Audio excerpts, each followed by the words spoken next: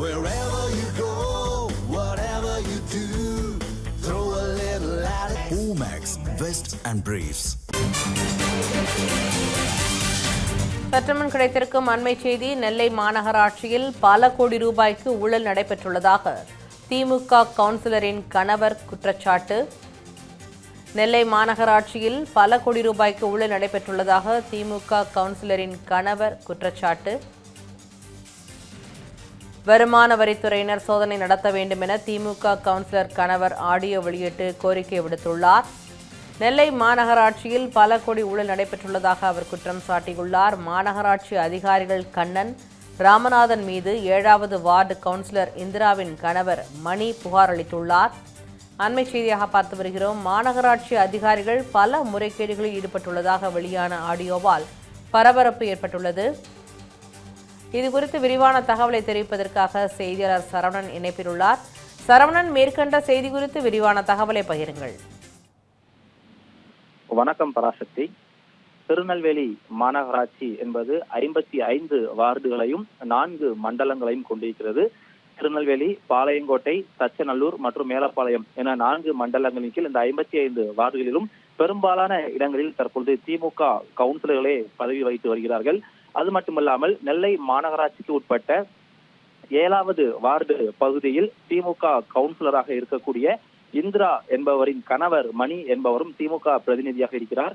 அவர் தனது வார்டுகளில் பெரும்பாலான எந்த ஒரு வேலையும் பணிகளும் நடைபெறவில்லை என்று தொடர்ச்சியாக திமுக அரசுக்கு எதிராக கடந்த 4 ஆண்டுகளாக பல்வேறு போராட்டங்களை முன்னெடுத்திருக்கிறார். அதன் பிறகாக திமுக தலைமையிடம் நடத்தப்பட்ட பேச்சுவார்த்தையில் தற்பொழுது ஒரு உடன்படிக்கை எட்டப்பட்டிருந்தது.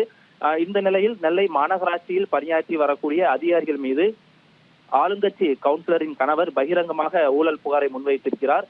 அது தொடர்பான ஒரு ஆடியோவும் தற்பொழுது வெளியாகி நெல்லை மாவட்ட திமுக மத்தியில் ஒரு அதிர்ச்சியை ஏற்படுத்தி இருக்கிறது. அந்த ஆடியோவில் நெல்லை மாநகராட்சியில் பொறியாளர்களாக பணியாற்றி வரக்கூடிய கண்ணன் மற்றும் ராமநாதன் என்ற இருவருமே மாநகராட்சி பணிகளில் பல்வேறு முறைகேடுகளில் ஈடுபட்டு வருவதாக புகார் எழுந்திருக்கிறது. குறிப்பாக ஒப்பந்ததாரர்களிடம் லஞ்சம் கொண்டு முறைகேடாக பணிகளை ஒதுக்கீடு செய்வதாகவும் இதில் பெருமளவு ஊழல் கோடி அளவுக்கு நடந்திருப்பதாகவும் கூறப்படுகிறது. இந்த விவகாரம் தொடர்பாக சமூக வலைதளங்களில் ஒரு ஆடியோ ஒன்று வெளியாகி வைரலாகி வருகிறது. அதில் பொறியாளர்கள் இருவருமே ஒப்பந்ததாரர்களிடம் பணத்தை கைமாற்றுவது குறித்து பேசியுள்ளதாகவே அது கூறப்பட்டிருக்கிறது. இந்த ஆடியோ ஆதாரம் தற்பொழுது நெல்லை மாநகராட்சி நிர்வாகத்திற்கு ஒரு பெரும் நெருக்கடியை ஏற்படுத்தியிருக்கிறது என்றே நாம் சொல்லலாம்.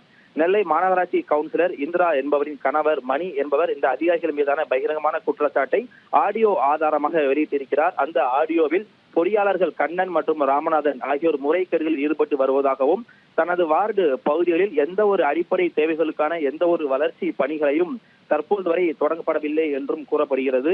அது மட்டுமல்லாமல் மக்கள் நல பணிகளை புறக்கணித்துவிட்டு அதிகாரிகளும் ஒப்பந்ததாரர்களும் கூட்டு சேர்ந்து கோடி அளவிற்காக மாபெரும் ஊழல் ஈடுபட்டிருப்பதாக கூறப்படுகிறது. இந்த ஊழல் புகார் மற்றும் ஆடியோ விவகாரம் திமுக கட்சி தரப்பில் ஒரு பெரும் அதிர்ச்சியை ஏற்படுத்தியிருக்கிறது. ஆளுங்கட்சி கவுன்சிலரின் தரப்பில் இருந்தே அதிகாரிகளுக்கு எதிராக புகார் எழுந்திருப்பதால் இது குறித்து உரிய விசாரணை நடத்தி உடனடியாக நடவடிக்கை எடுக்க வேண்டும் என்று மற்ற பிற கவுன்சிலர்களும் தனது கோரிக்கையை முன்வைத்திருக்கிறார்கள். அது மட்டுமில்லாமல் இந்த 7வது வார்டு கவுன்சிலராக இருக்கக்கூடிய இந்த என்பவரின் வார்டுகளில் பெரும்பாலான பணிகள் முறையாக நடைபெறவில்லை. குறிப்பாக அங்கன்வாடிகளில் போதிய வசதி இல்லாமை, கழிவுநீர் கால்வாய்கள் அமைக்கப்படாமல் இருப்பது போன்ற பல்வேறு முறைகள். தகவலுக்கு நன்றி சரவணன். தற்போது திமுக கவுன்சிலர் கணவர் மணி வெளியிட்ட ஆடியோவை கேட்கலாம். டவுன் ஆஃபீஸில் இந்த கண்ணன் ஒரு சி இருக்காரு, அதுமாரி ராமநாதன், இவங்க 2 பேரும் என்ன வேலைன்னா ஒவ்வொரு கான்ட்ராக்டர்காரன்ட்ட பில்லை எழுதி கொடுத்தா அவங்களுக்கு ஒரு 10 லட்சம் 15 லட்சம் அப்படி கிடைக்கும்.